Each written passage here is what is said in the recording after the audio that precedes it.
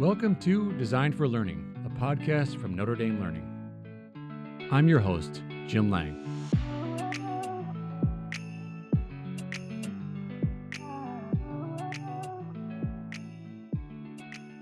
The words and metaphors that we use for artificial intelligence both reflect and shape our convictions about that technology.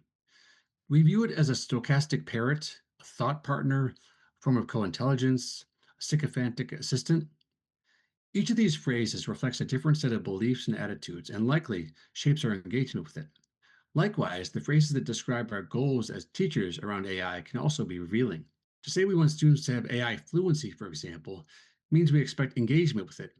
AI resistant points in the other direction. On this episode of Design for Learning, we'll discuss all things AI in college teaching and consider how AI awareness can make space for the widest spectrum of views and practices around this technology.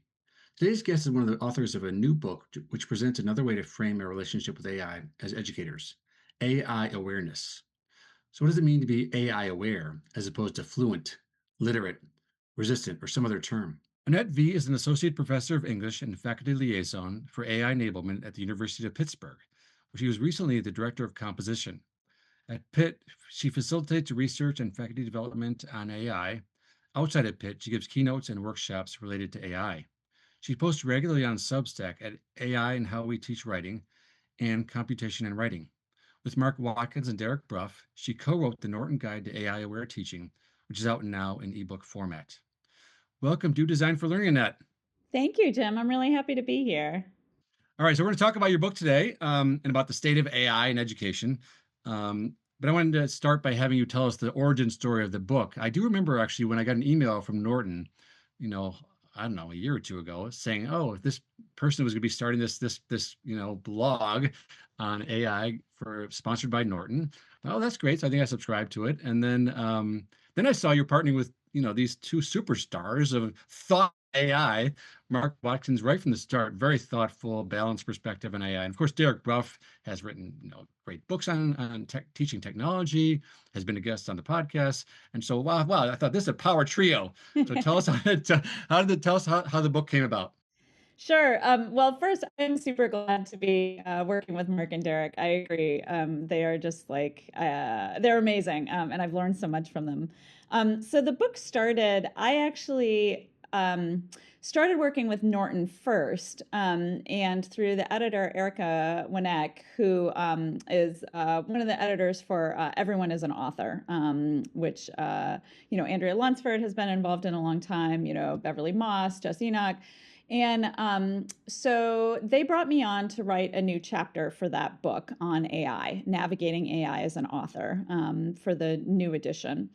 And so I did that, and it was a great experience. I worked really well with Erica, and Erica then had me start writing a Substack, because I had been writing my own Substack, and mid-career, you get kind of fatigued with some of the writing maybe, and some of the drudgery of work, and so I started writing this Substack for myself just as a kind of place to try out ideas, and I've been working at the intersection of writing and technology really my whole career. So my Substack was already about AI and things like that. So anyway, Erica invited me to do this for Norton, and so I did that, and it turned out, it was popular. People found it interesting. It was useful for high school teachers, for community college teachers, for teachers in research universities, things like that. And those are things that are really dear to my heart. I started my career as a high school teacher. I started my student career going to community college. So these things were important to me. Anyway, then Erica was like, how about a book on, that would extend these ideas and that would be helpful for teachers? And my first thought was, there are already books on how to teach with AI and other good books like yours and the opposite of cheating and, really good books that are supporting directly or indirectly teachers with AI. But then, after thinking for a little while, I realized, in talking with Erica, they were really interested in moving forward with this. I thought, if we had one that was focused on pedagogy and also that was working with this idea of AI awareness, that's not just like, here's how we use AI in teaching, or here's how we resist AI in teaching. But here is how you lead with teaching, lead with pedagogy first, and then kind of figure out your AI strategy as a result of that. So ultimately, they convinced me, and Norton recruited Mark and Derek, whose work, of course, I was already familiar with. So when they brought them on, I felt really grateful. And that's kind of how it started. And then, we got it through Norton's kind of vetting process, and then wrote the book on, I think, about an 8-month timeline, which was, Wow. pretty accelerated. And, for a venerable publishing house like Norton, they really stepped it up in a way that, they're not used to doing too, understanding the kind of urgency for responding to AI. So that's how the book came about. Yeah. All right, that's great. And so these next couple of questions are you're gonna enjoy because they're largely praise based about how Excellent. how much I Great. like the book. I really want to recommend the book to people, and I think that I, just to sort of self disclose here, I've been very largely cautious and critical about the embrace of AI in higher education. But what I found so helpful in your book is the way that you sort of step back and just sort of trace the pathway from good teaching practices and decision making and design, on and good teaching, and then go from there to making decisions about AI. And you leave plenty of room for folks like me who want to say, I see some here use here, but largely no. And so, like, tell me how that sort of process came out of coming, starting the foundational places there, and then moving into the actual technology. Hmm. I mean, to me, it was never a question that we would do anything else. Because I am a teacher at heart. As a researcher, I'm fascinated by technologies, and I've been working with AI for, a decade. But as a teacher, I didn't always see a place for it, and my colleagues down the hall, who are some of the best teachers I know, a number of them are not at all interested in AI, and they're doing amazing things in their classes. So I think that's just really important to have room for that perspective. And I think Mark and Derek are absolutely of the same mind in that kind of in that area. So yeah, we wanted to start out by thinking about teaching. Like, why are we here? We're here for the students. The point is for learning, right? And I think one of the advantages, actually, of this kind of AI crisis that we're dealing with is that we're having suddenly so many conversations about pedagogy. Like, it's happening in the front pages of the New York Times, it's happening in the Atlantic, it's happening everywhere. Like, suddenly everybody has an opinion about teaching and they want to talk about teaching. And this, to me, is like, I mean, what a fabulous opportunity. So let's start by talking about teaching. Like, AI is kind of the foot in the door. Like, this is what has started these conversations. Yeah. But then, here, let's talk about, what does it mean to have learning goals? What does it mean to, connect with students? And then we can kind of figure out the AI stuff after that. Yeah, and it starts with backward design, and you start in that Absolutely. the first place, which is great. I mean, actually, as reading the book, I thought to myself, this could be a primer on education for anyone who wants to just forget about the AI part of it. It's a good primer on educational Mhm. design. So, anyways, so all good stuff there. No, that's great. I mean, and actually, when we were working on this, I ran for 4 years or so our graduate training in the composition program. Working with new teachers. Some of them were experienced teachers, some of them were brand new teachers, but they were all going into teaching first year composition, and then after that, creative writing classes or literature classes or additional composition classes. And I thought, if I'm going to write this book, like, I would actually like to be able to use this book in graduate training. That would be kind of almost a one-stop shop. I mean, there's other great books that we use, but that we could kind of, build the course around, thinking about these fundamental pedagogical strategies. Yeah, that's awesome. And I will say, the thing that I found most helpful for me, I was very for self-analysis for myself as a teacher, the fact that you sort of distinguish early on between the fact that AI can either shape our learning goals or the pathway to our learning goals. And that distinction, I think, helped open something up in my own brain to say, okay, why is it why sort of does AI feel like sort of irrelevant to me? Because I thought, okay, here's my learning goals, and here's the ways I try to get to those learning goals. And AI doesn't seem to have a place there, and that's fine. But I understood that other people, it helped me then also see other people might be in different positions to say, actually, my learning goals have shifted a little bit. That's why I need AI has had implication for that. Or my learning goals are the same, but the pathways have been impacted by AI use. And that distinction was just so helpful for me to think about myself, decisions I've been making or not making about it. So, yeah. That's great to hear. Yeah, I'm glad to hear that. Okay, so we're sort of early stages of research on AI cognition. Yeah. And the last praise based question here is the sort of even handedness, which you all sort of, look at these studies essentially, right? So, like, we see that places like, social media, people either sort of, trumpeting studies against or for AI. And obviously, seems to be some bias in LinkedIn to sort of promote AI use. Um, but I think you did a good job, especially of sort of saying, okay, here's a study. Yes, it can be critiqued, but also there's something here, like so. How did that kind of come out in the conversations between the three of you in terms of like how to sort of take some of these studies about cognition and the impact on critical thinking, all that kind of stuff? Mm-hmm.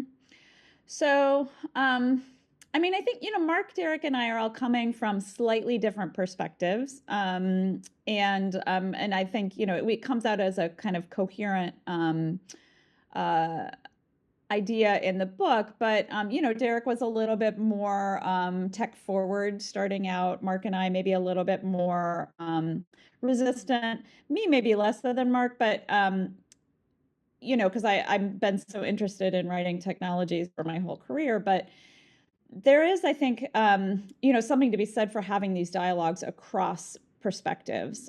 So that's one thing. And as I said, like my best interlocutors here at Pitt are skeptics, and I think that's actually really important.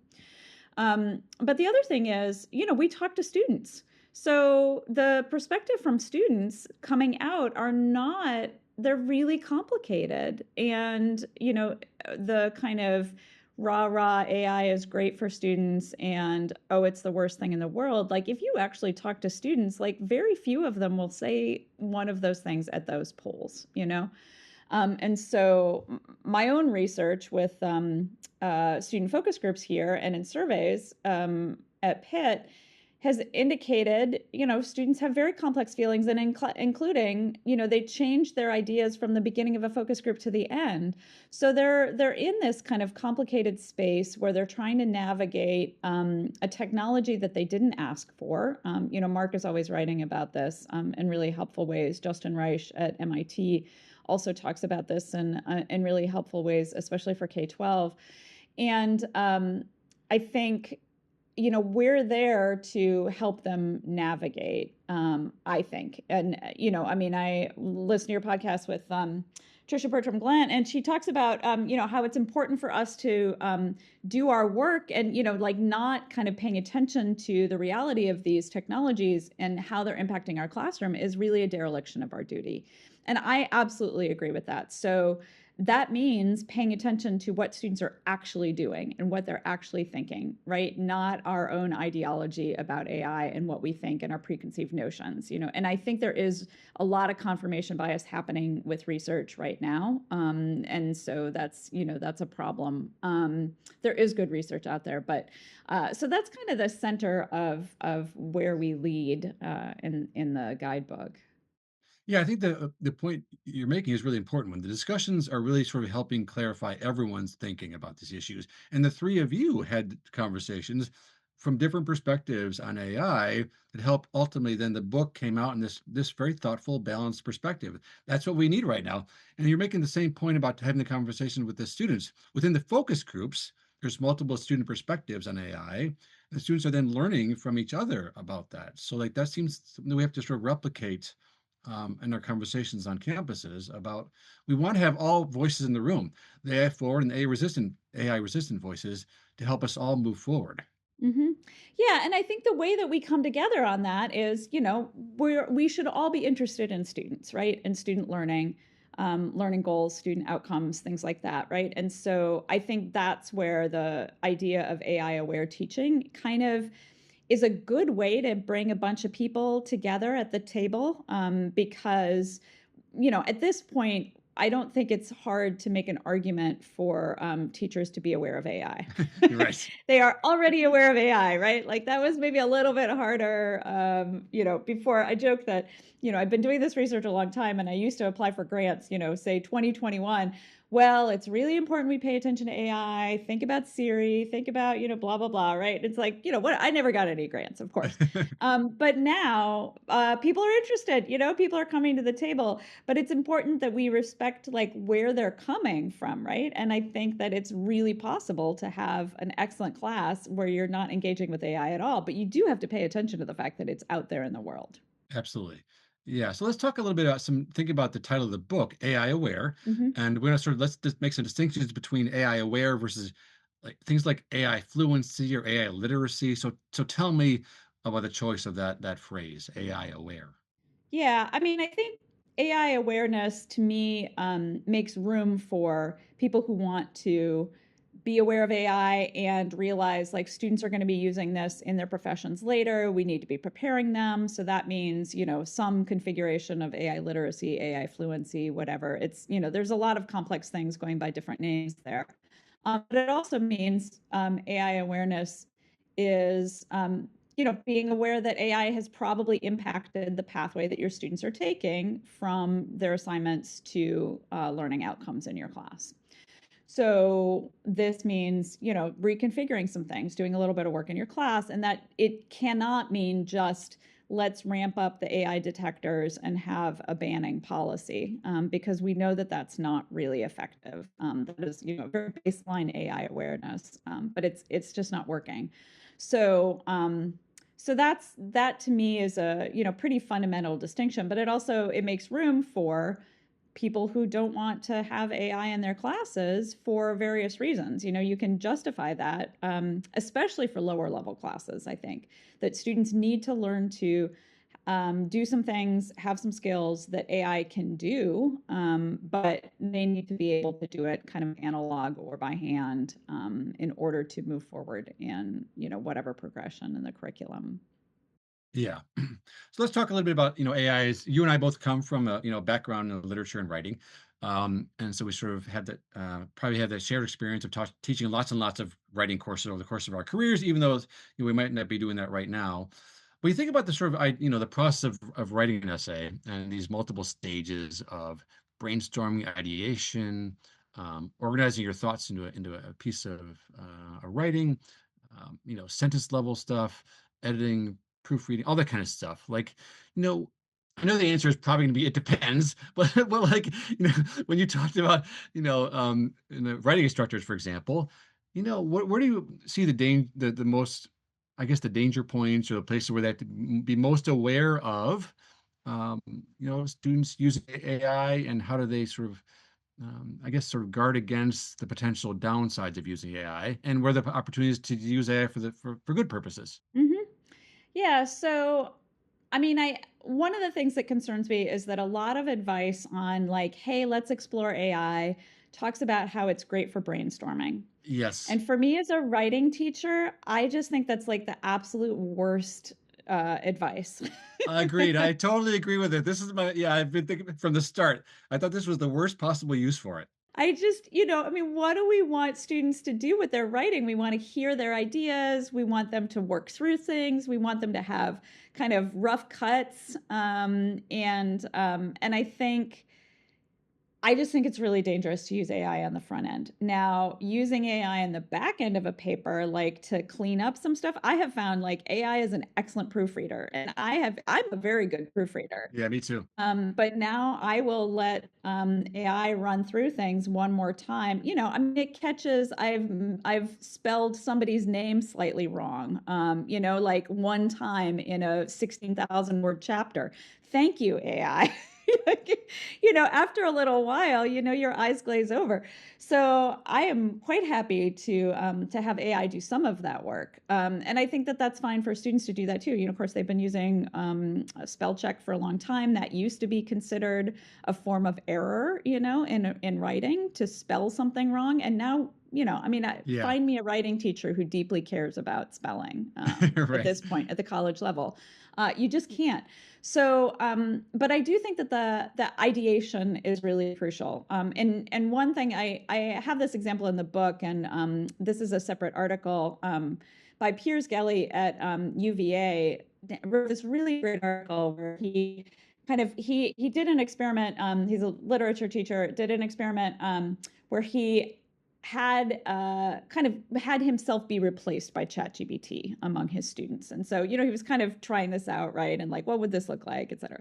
And so he had students, really just kind of lean into AI, right? And so he had them do this brainstorming, or, they could have the topic chosen by AI, right? And so he read through all of his students' topics that were, ostensibly many of them chosen by AI, and that was okay in the context of the, and realizes like all of these topics are the same. It's all like Right. navigating the digital age, and like everything begins with navigating, right? And what he realized is like as a teacher, he could see the full class of, I don't know, 25 students, right? But the students couldn't see that, right? So all they had was their one window in. And I think that this, especially for students who are just beginning, who are not quite confident yet with their writing, and these are precisely the students, of course, we want to reach, right? So if a student then, they have their idea, they know it's like kind of weak, they're not sure, but then they put something in AI and like, oh, that sounds pretty good. Like that sounds professional, right? That idea is better than my idea. And so then they'll take that idea and they might turn that in, right? But then what the teacher sees is 25 students that are all, saying the same thing. Right. And that's not Right. interesting, right? And it's also not interesting for workplaces. It's not interesting for applying for med school. It's not interesting for, lots of different contexts where students want to kind of showcase their individuality and their own take on something, right? And so what Kelly did, which I just thought was a brilliant move, is he had students read aloud the titles of what they submitted, for their idea. And once, like 15 of them are reading out and they all begin navigating the digital age, blah, blah, blah. There's like a silence that falls over the room. And he kind of said he thought it might be funny, but like it wasn't funny to them, that there was a kind of, they had put some personal stake into this idea and chosen it from the AI, but then they see like, oh, wow, this is really all the same. Yeah. And I thought that was such a good teaching move, right? It's always good when you can have students kind of demonstrate to each other Yeah. what's happening, rather than just saying like, I'm up here, I'm the teacher, I value your own writing, I value your own ideas. Like we can say this 100 times a day, but unless we're really demonstrating that we do value what they're saying, and that, there's some importance and value in individual perspectives, then I think it's really hard for students to receive that message. So I thought that was a really great example of like why you shouldn't be using brainstorming for writing and how to teach students that. Yeah, it's kind of this kind of flattening move here. If we're all using it, right, kind of flattens the ideas into like That's right. one like kind of level of stuff. That's right. But I agree with you completely. Also, like the end product, it's very useful for that. I do the same thing for proofreading. It's very useful for me. That's my main use of it, actually. I mean, it's gotten better at research too, I have to say. There's the kind of advice from a year or two ago that's like AI will make up sources, things like that. And that is still true. Yeah. But if you are researching an area that you don't know very well and you want to make sure that you're covering canonical texts, you're not covering, you're not leaving out like really important key figures in whatever movement you're talking about, that kind of thing. AI is really good at that. And what you can do is prompt it to point you to sources. Hmm. And there are special platforms for that too. But even the default models like Claude, ChatGPT, and Gemini are good at that at this point. But then you still go to the real sources, right? Like you should. This is good research hygiene. You should never be doing secondary kind of research, right? Unless you like truly can't find the source and it's in an archive in London, Right. Right. then okay. But otherwise you go to the source. And so like AI can be really good at like pointing to like, okay, you should really look at this article because it's really central to the Hmm. kinds of things you're talking about here. So then, students can go to that article, researchers can go to that article and then read that article. So I use it in my own work for that. And I think that's actually a really good, at this point, good research practice. Okay, yeah, excellent. So the end stage stuff, but also the research-based stuff can be useful for that. Yeah. Let's expand beyond writing a little bit here. Can you give me a couple of examples from like other disciplines, maybe of like what you saw good examples of AI use in other areas of education? hmm So one of my favorite examples in the book comes from an economics class out of UVA by Kira Allison. She has an assignment called "Do Something Impossible with AI." Hmm. And so she, there's a lot of different ways you can integrate AI into your class, and one of them is to kind of acknowledge the fact that AI can supercharge some of your work, like the kinds of things that you may not already be able to do. It could help you with, right? So if you're not a coder, it might be able to help you code up something. If you are not good at writing music, it could do a little bit of that in the background, if this is not the central work of the class. And so she had students do that. And then, she didn't grade them on the end result. Like, did you actually, do a really cool website or whatever, and then grade you on the website? But she graded them on their process and their kind of ambition in doing Hmm. something impossible with AI. They did a proposal.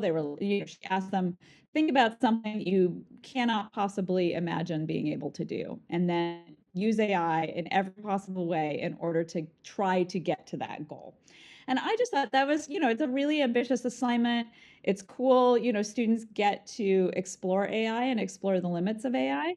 And it also, another thing I like about that assignment too is it doesn't require the teacher to have significant AI expertise in order to lead that, Hmm. which I think is really important because a lot of students at this point have more expertise than most faculty. They know that, and so giving step-by-step instructions of how to use AI, write a prompt, blah blah blah.